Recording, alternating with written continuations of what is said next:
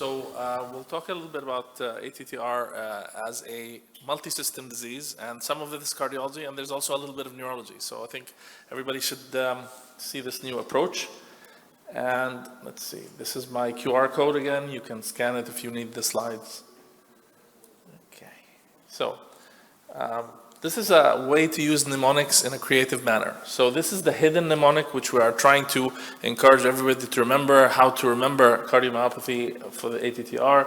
And I think we can say we can go from later to earlier diagnosis by uncovering hidden clues. Why do we miss these patients a lot? And I think this is a systematic approach to avoid later diagnosis and have earlier diagnosis. These are patients that are actually being missed systematically in our clinics. This is the disclosure, all donated to charities in the UAE. So the way to remember this disease is to think about it, right? If you don't think about it, you will never go through the differential diagnosis. And essentially, the eyes are useless when the mind is blind, and the eyes only see what the mind knows. So we remember it, and then we can see it. So hereditary polyneuropathy and cardiomyopathy overlaps with wild-type ATTR. It's actually more common than you think. When you start looking, you will find these patients, and the key point is to avoid the late diagnosis. So we published this paper with my friend Dr. Firas and a group from Cleveland Clinic using detective work and clinical clues to find these patients, because it really is a detective process.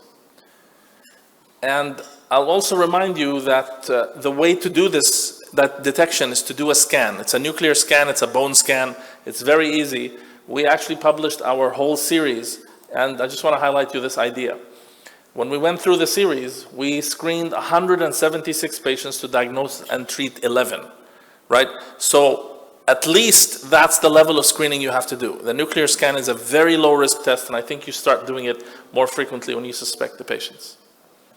So this is sort of a new terminology that I sort of creatively came up with. It's called ATTR cardiomyopathy. Why is it a cardiomyopathy? Because it affects the heart and the nerves at the same time. And you have to think a little bit outside the box as a cardiologist to remember to find these patients. So you always start with an echo, and the echo is left ventricular wall thickness more than 12 millimeters by echo.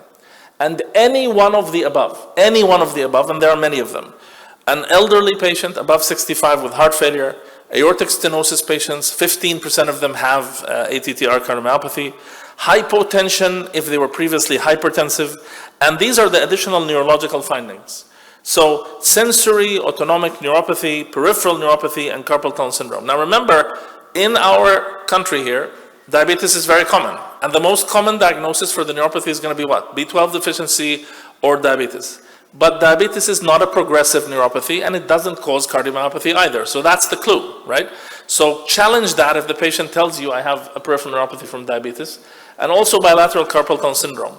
Most of you are right-handed, some of us are left-handed, very few of us are ambidextrous. But there should be no reason for you to have bilateral carpal tunnel syndrome if you're using one hand.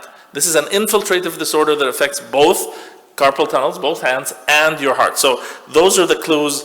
Also, the subendocardial late enhancements, many of us are ordering MRIs for different reasons. If there's a lot of late enhancement and they have the failure to null, think of this diagnosis as well. And this was mentioned in the earlier talk, reduced global longitudinal strain with apical sparing. If you're not doing the GLS with your echoes, you really should. And you absolutely must do the GLS in a patient with thick ventricle. It's just another clue that you need to avoid missing.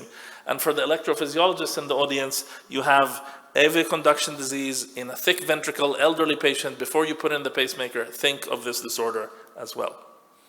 So please take a picture of this. This is not going to be an easy list to remember. You know, you have to remember this every single day. The reason why this is important is survival. These patients have a survival by 36 months, only 74%, and it can only get worse because there's progressive deposition of this protein. This is a progressive disorder. So think about all of these things. Any one of them is sufficient to make the diagnosis. Now, there's something that's very common for us cardiologists is we see what? Elevated troponin and elevated BNP. Persistent troponinitis in a patient that does not have coronary artery disease. Don't do another cath. Think of this disorder, right? Also, very high NT-proBNP and somebody who looks a little euvolemic. Actually, they look a little bit dry. They don't have edema. They're not congested because the toxicity of the protein is causing apoptosis and cellular necrosis. This is the key point. And we've actually seen patients who've had like 3 cardiac caths, 2 nuclear myocardial scan. It's the wrong nuclear scan. You want to get a bone scan, not a cardiac perfusion scan. So just to highlight this point one more time, right?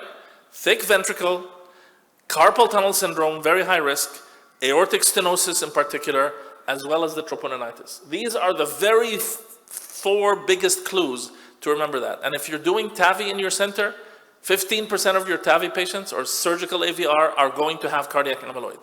So you really should do that as part of the routine screening before TAVR. All right. Now, the autonomic dysfunction as cardiologists, we don't know much about, but remember it's postural hypotension, also carpal tunnel syndrome, and this peripheral neuropathy that's in the hands and feet. It's progressive, but it's not due to diabetes. It's progressive.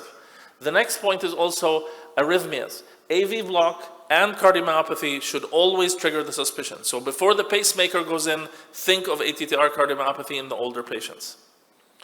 There are many different differential diagnoses from the neurological side. I won't go into all of this, but remember, they make the differential diagnosis of diabetic neuropathy. We can challenge it when we have cardiac involvement.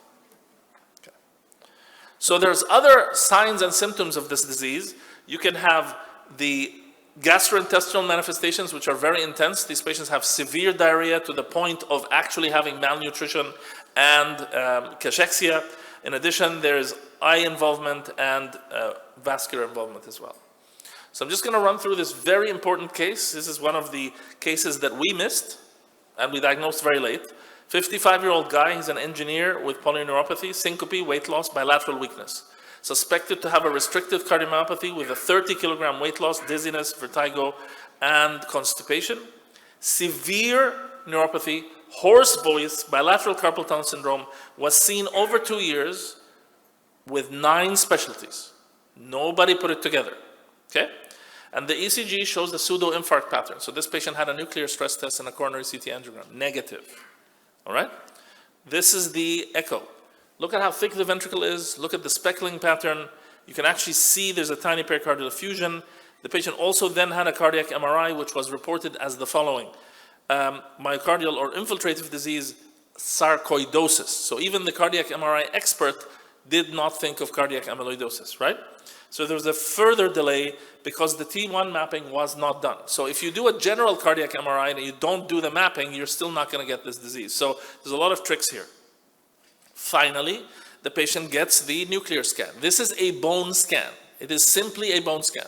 It's the same PYP scan you use for MUGA scans. It's the same bone scan they use for METs. That's all it is. No preparation is needed. You inject the medication. You see how intense the radioactive material is here within the myocardium, and it is more intense than the bone behind the patient. Strongly suggestive is how we describe it. The other thing is, as a cardiologist, you have to consult a hematologist or do this test. You have to do the blood test to exclude what is called AL amyloid, so free light chains, immunoelectrophoresis. So actually, after 2.5 years, it was the rheumatologist who thought of amyloidosis and asked the question, could it be cardiac amyloid? What's the best test to diagnose it? Now, the rheumatologists are experts in multi-system disease, and again, this is a cardiomyopathy, which the patient had. So we picked it all up, and then we just did the test. So this very intense uptake of the PYP equals a non-invasive biopsy. So in this day and age, biopsy is not needed at all. Less than 1% of patients need a biopsy for diagnosis. It's calcium avid, and after 2.5 years, an organ damage progressing, this was a missed opportunity to treat. And of course, it was the bone scan that did the trick. So what did the clues the patient have that should have been seen earlier? Seen by thinking, not seen by testing. So the patient did have an elevated BNP and troponin. As I mentioned, he had a cardiac cath. The patient had late enhancement gadolinium, but it was attributed to sarcoidosis. The patient had heart failure with preserved ejection fraction. The patient had severe sensory neuropathy, bilateral carpal tunnel syndrome, AV conduction delay, did not have aortic stenosis. We should have picked this up. This was a cardiomyopathy waiting to be described, but as I said, 9 specialists saw this patient and didn't put it together. So that's it. Do we have time for a case? No. Okay. Keep going. خلاص.